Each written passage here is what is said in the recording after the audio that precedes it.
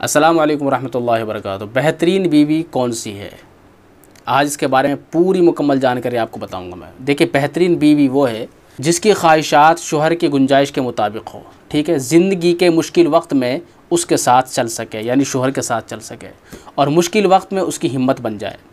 देखिए, शादी होने के बाद शोहर की तमन्नाएँ होती हैं कि मेरी बीवी मेरा सहारा बनेगी, मुश्किल में काम आएगी, ठीक है। क्योंकि अगर जो औरत अपने शोहर को मुश्किल आते ही छोड़ दे, ठीक है, दर दर की ठोकरों में छोड़ दे, तो वो औरत बेवफ़ा है, उससे वफ़ा की उम्मीद नहीं रखनी चाहिए।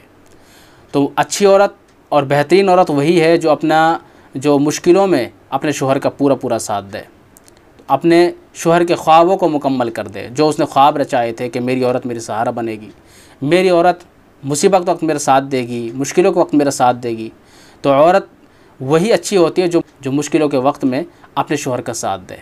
बात समझ नहीं? तो मुझे इस बात के करते हुए मुझे एक वाक़या छोटा सा याद आ गया कि एक गरीब शख्स की शादी एक खूबसूरत औरत से हो गई थी। बात समझे?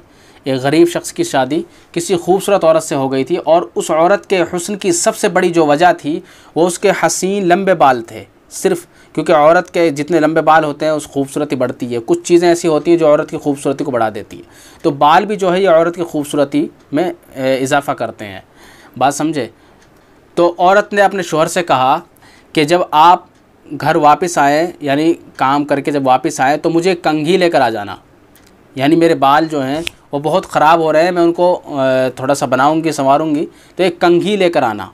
तो शोहर ने उसके सामने एक उज़्र पेश कर दिया।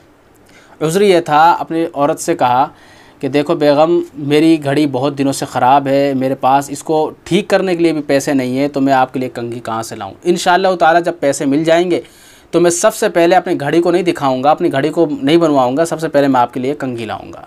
तो शोहर का उज़्र ये था औरत के सामने। बहरहाल, तो शोहर ने अपनी बीवी को इन बातों ये बातें कहकर चुप तो करा दिया, लेकिन वो अपने दिल ही दिल में कोसने लगा और कहने लगा, यार बताओ, मेरी औरत ने एक बात कही है मुझसे, छोटी सी एक ख्वाहिश मेरे सामने ज़ाहिर की है, इतना बड़ा काम भी नहीं कर सका मैं, यानी छोटा सा काम भी नहीं कर सका, बीवी की छोटी सी छोटी ख्वाहिश में पूरी नहीं कर सका। तो शोहर शर्मिंदा हुआ, अंदर अंदर पिघलने लगा कि मेरे पास बीवी के लिए कंघी के लिए पैसा नहीं है। आय हाय।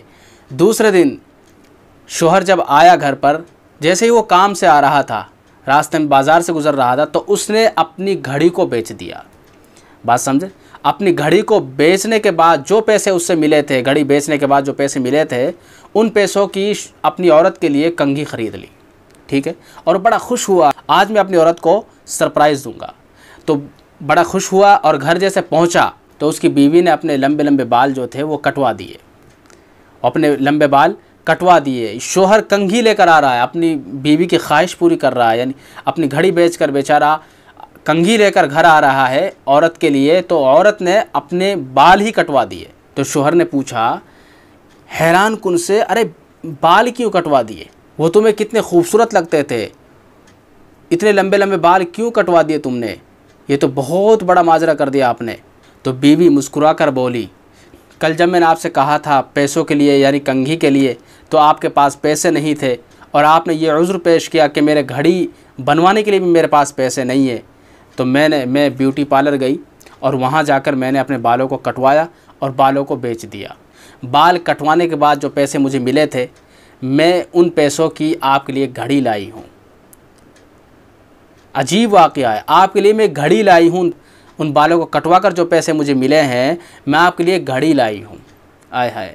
शोहर ने क्या किया? शोहर ने अपनी घड़ी को बेचकर कंघी खरीदी औरत के लिए, अपनी बीवी के लिए। तो अब बीवी ने घड़ी दिखाई, शोहर ने अपनी कंघी को दिखाया कि मैं आपके लिए कंघी लाया हूँ। और यानी शोहर कंघी लाया औरत के लिए, अपनी बीवी के लिए, तो बाल नहीं रहे। दोनों ने जब अपनी अपनी चीज़ें दिखाई कि मैं आपके लिए कंघी लाया हूँ, और औरत ने कहा मैं आपके लिए घड़ी लाई हूँ, खुदा की कसम दोनों की आंखों में आंसू आ गए और दोनों मिलकर रोने लगे। आंसू आ गए तो दोनों की आंखों से आंसू निकल पड़े। तो दोस्तों, मोहब्बत कुर्बानी का नाम है।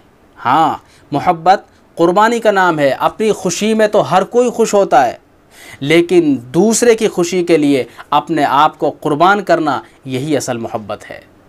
तो इस वाक़े से आपने क्या सीखा? छोटा सा वाक़या है, तो ये होती है असल वफ़ादार औरत की पहचान, बेहतरीन औरत की पहचान, जो अपनी मोहब्बत को अपने मर्द के ऊपर कुर्बान कर दे और फिर मर्द ने अपनी मोहब्बत को औरत के ऊपर कुर्बान कर दिया। कैसी ज़िंदगी होगी उस वक्त, कैसी हवाएं चलती होंगी, कैसी मोहब्बत होगी।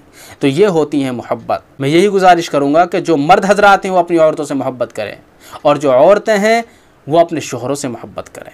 इस मोहब्बत की निस्बत को मरते दम तक कायम रखें। जज़ाकल्लाह।